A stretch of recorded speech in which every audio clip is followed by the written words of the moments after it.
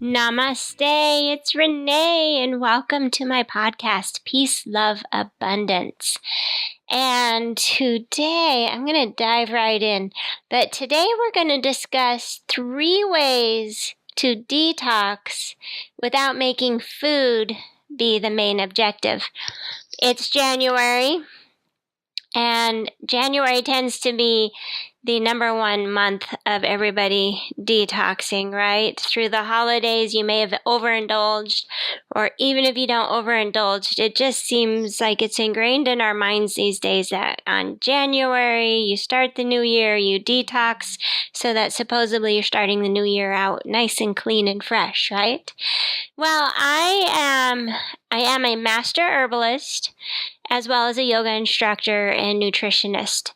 I am not the biggest advocate of detoxing, or should I even just say harsh cleansing. I do like, some mindful cleansing, but to be quite honest, right away I'm going to throw it out there. Our bodies have the ability to digest and eliminate every freaking day. Yes, every day our bodies should be able to do this.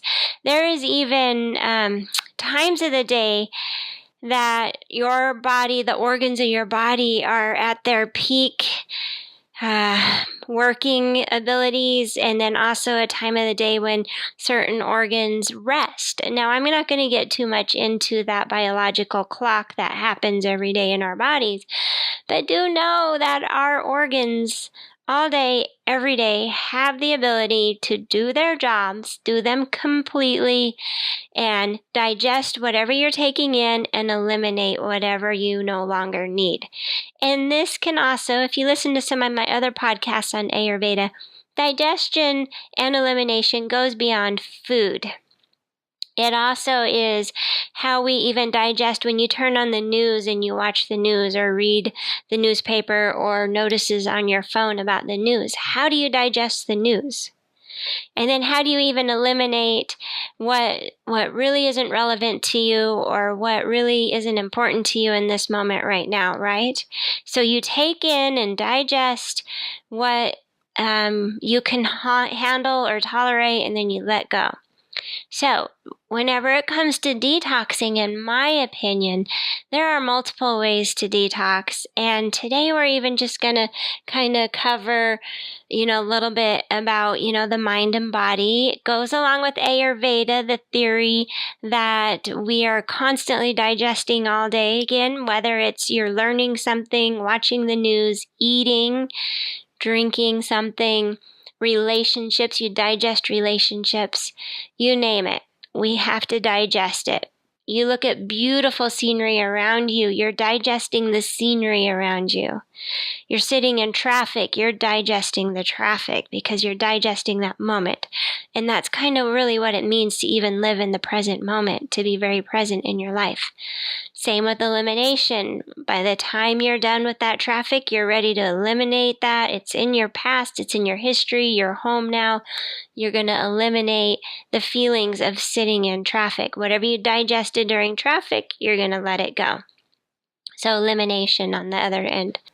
All right, moving on. So what are 3 ways we can detox without making food being the main objective?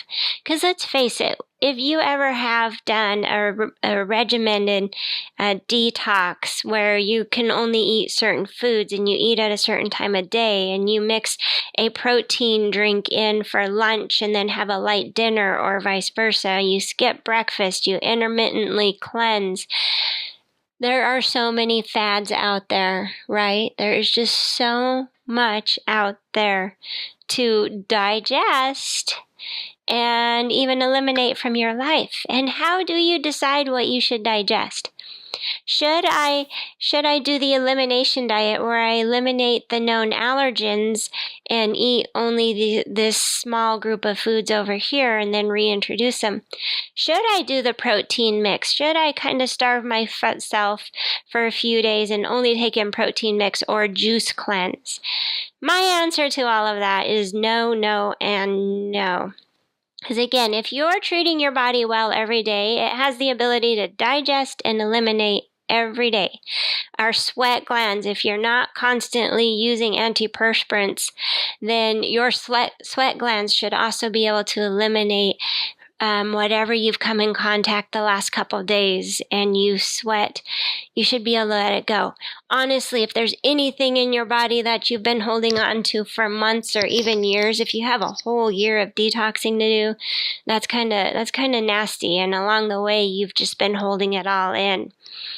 So, all right, with the theory that our bodies can detox every day, they can digest and eliminate, then what are my top 3 things that I do to actually give my body what it needs so that it can feel free to detox daily, or rather just digest and eliminate that cycle of life every day? My number one is clean the clutter around you. We don't realize how much having clutter around you, your kitchen cluttered, your bathroom, your living room, your bedroom, my goodness, you go to bed there every night. How do you look at all that clutter right before you lay down and go to bed? And even though the lights might be off and your eyes are closed and you're sleeping, I guarantee you that your body senses that clutter everywhere, because especially if it's the last thing you saw before you closed your eyes, it's still with you. It's there. And then when you wake up in the morning, there it is. Hello, there's my life, all nice and cluttered around me, right? So clutter, number 1 for me is to clean out clutter. Let go of the material things that no longer serve you, right? A little digestion and elimination whenever it comes to the material aspects in your life. If you have worn some clothes, then you digested them, right? You bought them, you wore them. It's a form of digestion. And if you're not wearing them anymore, maybe they don't fit you anymore, or they have holes in them, they're getting worn out, or it just doesn't appeal to you anymore because styles change, then it's time to eliminate it, right? So clothes is an easy one for me to give you an example. But if you have coupons laying around, or bills that you paid 2 years ago, but for some reason they're still laying around, look up what it is, the regulations on how long you're supposed to keep around your check and your receipts for your taxes and all of that stuff. Look it up. And if you're holding on to something longer than what you need to for even legal purposes, it's junk, it's trash. Eliminate it. Have a bonfire, eliminate it. Actually, I take that back. Don't have a bonfire. I didn't tell you to do that because I have no idea where you live and if it's high fire risk. But get a shredder or drop it off at one of those shredding places and get rid of it. You don't need all these things. You really, really don't. And so clutter, remove the clutter. Clean out your closet, drawers, under your bed even. Yes, I know you think you can't see under there, but you're hoarding something under there. And then if you can get rid of something under your bed, then maybe you can make room for something else that you will legitimately use in the next few months, but you just need a place to store it, right? Maybe underneath your bed it's so full of useless things or things you haven't touched in years that you can't even store something relevant under it. Clean out your kitchen cabinets, your refrigerator, pantry, bathroom cabinets, whatever it is. And please, please, please throw something away. Or if you think you can drop it off at Goodwill so that you're recycling and getting other people to reuse, then please do. I'm a big proponent of recycling and reuse. And what's my trash is someone else's treasure. Go for it. But I'm a big believer that if you need more space in your life, less toxins, cleaning your house and getting rid of clutter, eliminating what no longer serves you, and then resist wanting to go out and buy a bunch more stuff to fill all that empty space, right? That's the whole digestion part coming back in. When you're in a store and you're looking at something that you think is cute, digest that for a moment. Maybe even go home and sleep on it and digest it a little bit before you feel like you must buy it. I know there's such thing out there called retail therapy, and sometimes it's even kind of fun to joke about with your friends, like, I got in a fight with my loved one, and so I just needed a little retail therapy, and look what I bought myself. Isn't it pretty? Yeah. Okay, that's a different kind of digestion. That is like giving junk food to your body to digest. Yes, it feels good in the moment, but did you really, really need it? Did you need that? Or should you just be digesting what is going on in your life? Why did you have that fight with your loved one? And maybe you need to be digesting that and then eliminating whatever it is you were fighting over if you can. Okay? Which brings me to number 2.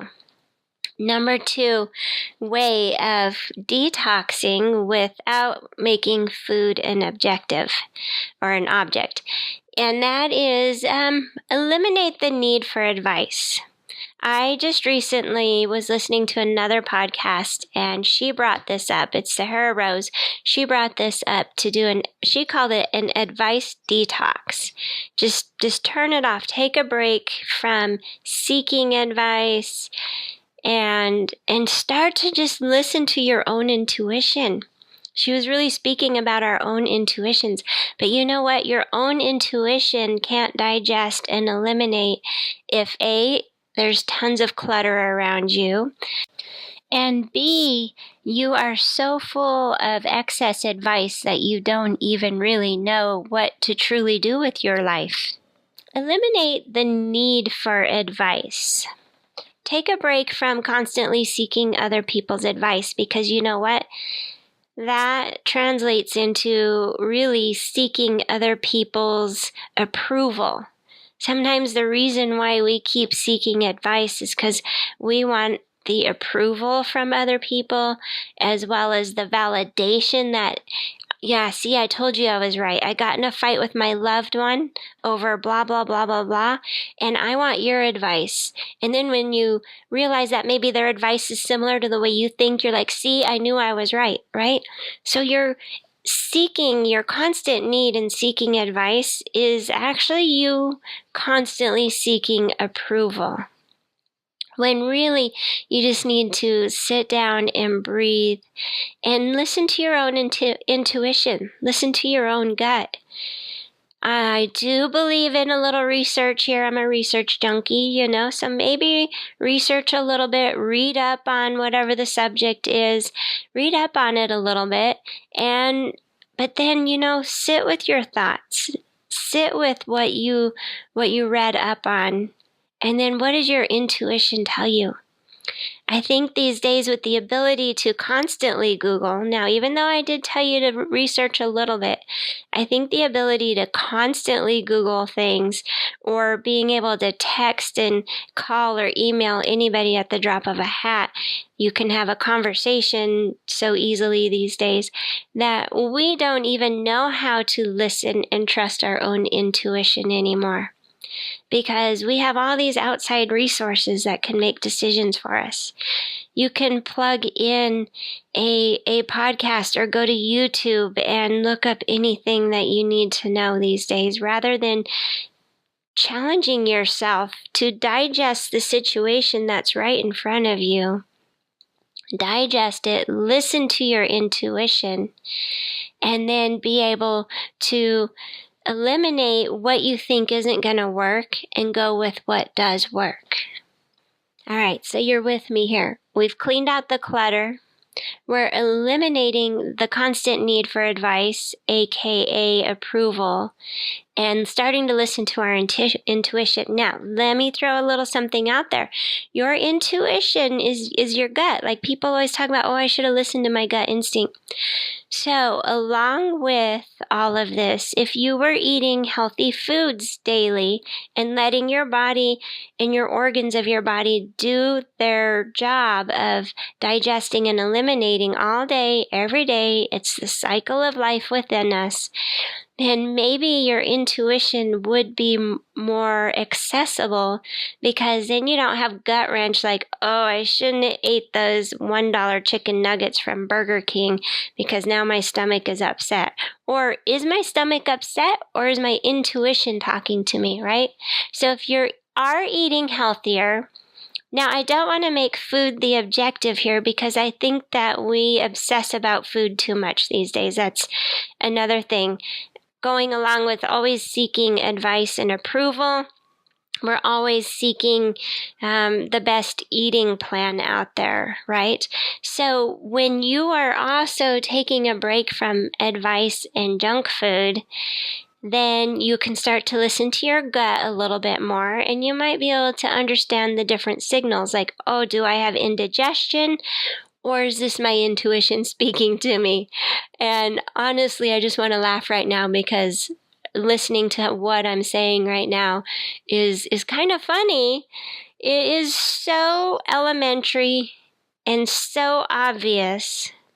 Yet, again, we get so caught up in talking to 10 or more people about your situation that you haven't even sat down and had a conversation with yourself. And in the meantime, when you're talking to all these people trying to seek advice, you're not cleaning your house because you're too busy running around and having conversations and seeking advice. So you're not cleaning your house. You're not cleaning up the clutter. And maybe this entire time, the clutter is the answer. The advice that you need is to just clean up the clutter. Take a break from seeking out advice and approval and listen to your own instincts. Maybe between the other two, you might have more time to cook a healthy meal, clean up the clutter in your house, and again, find clarity in your gut instinct because you're not eating junk food and worried about whether you have indigestion or is that your gut intuition speaking to you. Also, remember I mentioned I'm not a big proponent for harsh cleanses because honestly, during a harsh cleanse, you have so much going on with your body and you're worried about what you're eating, when you're eating it, what you're buying, that you are definitely not listening to your gut instinct. And then also during cleansing, sometimes your gut can get really upset or your body gets upset. Sometimes you can get sick or the flu. So you're definitely not able to pay attention to your body and what's going on in your body because you're so worried about all the other symptoms going on while you're cleansing. And people tell you, oh, don't worry, that's normal. When you're cleansing, you're going to feel like shit. Well, are you feeling like shit or is your body trying to tell you something? Because I believe your body's trying to tell you something. And what it's trying to tell you is that this cleanse is not good for you. You need to just eat mindfully, clean the clutter in your house, and chill out for a little bit. All right, moving on. Number 3. Number 3 is a foot bath. Yes, nice and simple. Take a deep breath. So now that you've cleaned up the clutter, the physical clutter around you, donated some stuff to Goodwill, or even trashed whatever's not technically usable, and you've eliminated the need for advice. So now you can take some time, sit down in your new clean space, and enjoy a foot bath. Even let go of the social media for a moment. Grab a good book. If you want to multitask, read a book, because when's the last time you actually even just sat down and read a book? So, a foot bath. Let me read something to you from livestrong.com. You have over 72,000 nerve endings in your feet, and each one corresponds to a different area of the body, says a certified reflexologist, Jennifer Swarswati Molden. Reflexologists apply pressure to these points with their hands to achieve overall well-being of mind, body, and soul, or to treat specific symptoms and diseases.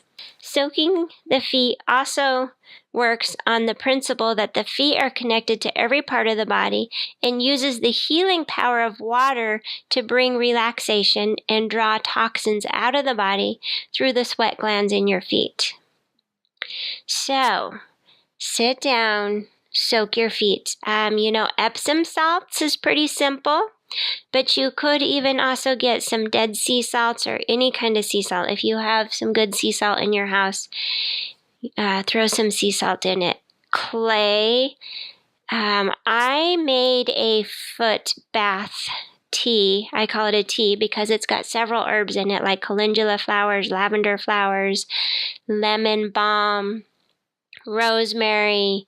Oh, I can't remember off the top of my head what else I have in it. But I made a detoxing foot bath tea that I sell on my website. So if you're not as handy as I am, or as a DIY, a do-it-yourself type person to have all these herbs and clays on hand to create your own foot soak, I do sell one on my website.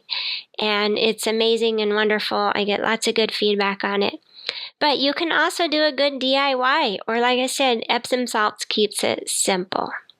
And just having your feet, as it says here, just having your feet in warm water. The water is very healing and relaxing to your body. So, number 3 is a foot bath.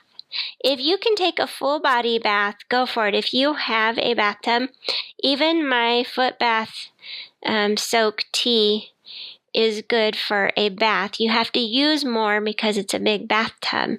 But if you have access to a bath, I would actually highly recommend the bath. But many of us don't have access to a bathtub.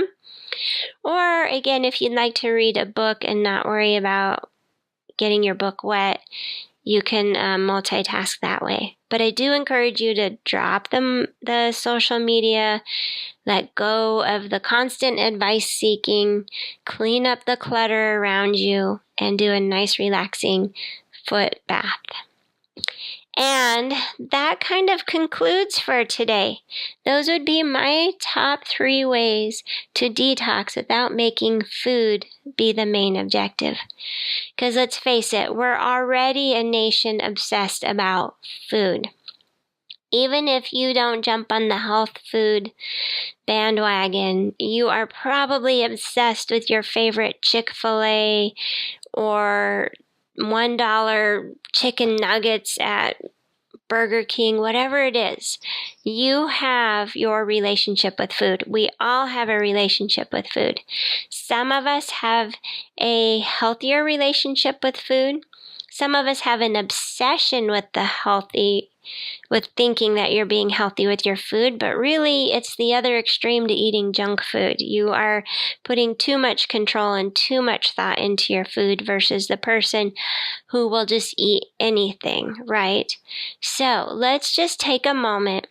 Let's remove food from some of the equation here and find some other ways to detox or even soothe your body. Maybe at this point we're not even using the word detox, but when you can relax and let your body do what it's meant to do. Because I've already said it several times, your body is meant to digest and eliminate on a daily basis. And especially if you are constipated and you're not eliminating that, in that manner every day, or letting your body sweat, rather than the constant antiperspirants you put in your underarms. All these things are hindering your body's natural daily ability to detox daily. If you have so much clutter in your house that you can't see the countertops or your coffee table or the floors even, then you are still robbing your body's natural ability to let go of things, because when it sees all the clutter around you, it's gonna feel cluttered inside. So I hope that maybe I have brought some things to your attention or brought light to something. Instead of stressing about what groceries to buy at the grocery store all the time because you're on a specific cleanse, or you're only juicing, or even just putting so much energy into the thought of you hope you chose the right cleanse, maybe take a moment and use that energy towards clearing out the clutter around your house. Eliminate the constant need for advice or approval, and sit down and enjoy a foot bath and listen to your intuition, listen to your gut instinct. And if you haven't been eating junk food or fried food, then it's very possible that your gut instinct is talking to you, that it isn't indigestion. It's just that you need to stop and listen to yourself. Listen to your body.